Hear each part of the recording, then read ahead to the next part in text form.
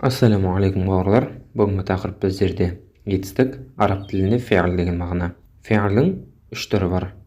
Мади өткен шақ, мудори осы шақ, болашақ, амр бұйрық, мастар сөздің түбірі. Мади өткен шақ. Мысал ретінде дораба деген сөзді алайық, ұрды. Ол кеше ұруы мүмкін, 10 жыл бұрын ұруы мүмкін. Қысқасы өткен шақта болған жағдай. Мудори ядрибу ұрып жатыр, дәл қазір болып жатқан жағдай, или ұрады болашақты білдіреді.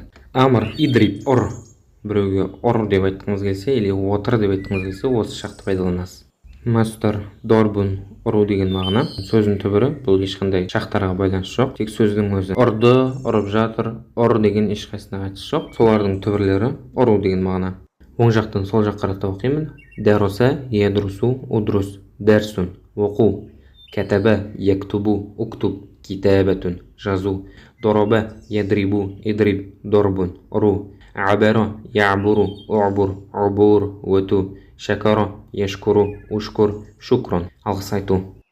Хәзәлә яхзилу ихзил, хәзлун қалжыңдау. Сами'a ясмa'у, исма' сам'ун есту. Фариха яфраху, ифрах фархун қуану.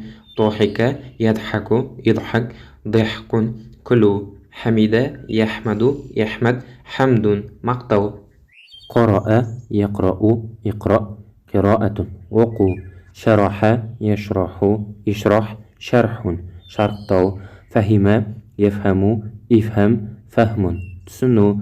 وقف يقف قف وقوف طرو. جلس يجلس اجلس جلوس وطرو. فتح يفتح افتح فتح أشو. خلق يغلق اغلق غلق جابو. مشى يمشي امشي مشي جرو.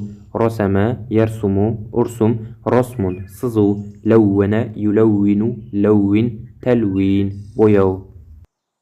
Дәптерлеріңізге дәл осы мысалдағыдай көшіріп жазып алыңыздар. Бір бетке қанша сөз сыяды, сонша көшіріңіздер. Бұл видеоға тек 5-ден сыйды, сондықтан 3-4-ке бөліп осылай видео қылып салдым.